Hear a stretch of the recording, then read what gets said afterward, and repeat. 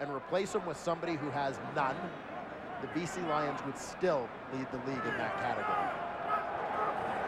They've held Cameron Wake off the sack tally tonight. Jarius Jackson takes off, high-stepping, and decides to take a hit there, and I think Wally Buono would like him probably to step out of bounds at that point, particularly with his other quarterback banged up, but a first down nonetheless. Jarius Jackson again at 240 pounds. He's built to take a hit. It's not really in his character. You see G-Roy Simon, number 81, peels back to pick up Willie Piley. There's another nice block earlier on the play from Clarence Coleman that created a little bit of a lane for Jarius Jackson there as well. Receivers who put up those big numbers catching the ball, also working hard when the ball's not coming their way. Pump fake, Jackson, look out, touchdown, G-Roy Simon, says spectacular.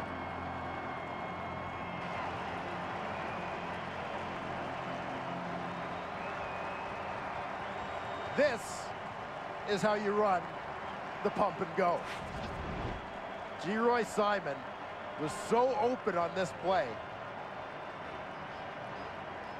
Willie Middlebrooks bid on that pump fake from Jarius Jackson. G-Roy is able to walk in as a result. 10th touchdown of the season.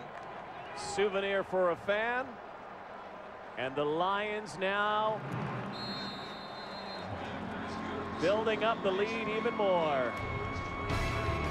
G-Roy's son has a memento. Another night at the office for Superman. Well, G-Roy Simon adds to the tally, his 10th touchdown of the season. Keep an eye down below on number 23, Willie Middlebrooks. On that pump fake, you saw him jump forward thinking it was going to be a hook route in front of him. Simon takes off upfield. Middlebrooks unable to readjust his direction. As a result, G-Roy Simon ends up wide open on the play. So now the Argos have to score in a hurry again if they intend to get back in this. And once again, Tad Crawford in on another play. Keith Stokes nowhere to go here tonight. Now an 18-point advantage for the BC Lions. And what you'd like to see if you're Wally Buono and the BC Lions coaching staff is this team to continue to put the pedal to the metal in the fourth quarter of this football game, not settle in at all. We see Cody Pickett now in the game at quarterback for the Toronto Argonauts. Certainly his entrance to the ball game, no reflection on the performance tonight of Kerry Joseph. This might just be a sense of survival for one quarterback, Kerry Joseph. A lot of orange jerseys in his face here tonight. Well, to some extent, survival for Kerry Joseph, but also for the Toronto Argonauts at this stage in the season. It's about getting Cody Pickett some experience in a ball game, and while there are still some meaningful minutes to be played here for them, the wins and losses aren't necessarily critical, but it's moving towards the future, developing another quarterback to go along with Kerry Joseph, and also to evaluate Cody Pickett as well. Get a little bit longer look at him to decide if he's going to be a part of their future. The backup quarterback just hit the third-string quarterback ostensibly for a completion, Reggie McNeil.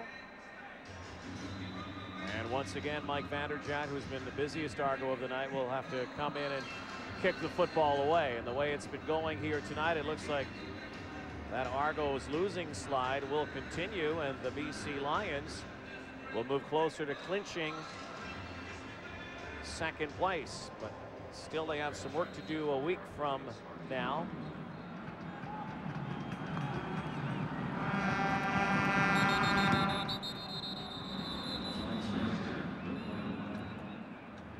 Whistles and flags here. Legal procedure. Toronto number 51. 5-yard penalty. Third down.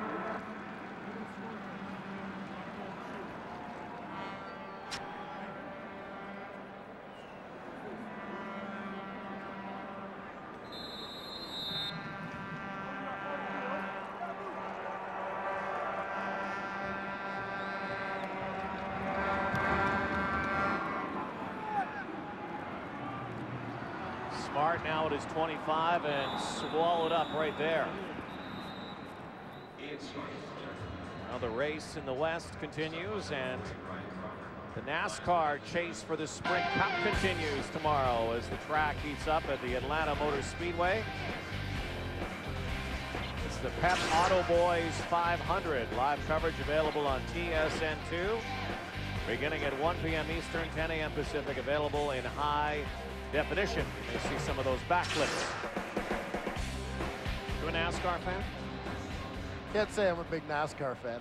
Some of those guys could be pretty good football players. They got nothing on Gizmo. No, they no. Those guys, their equipment is their armor of the automobile.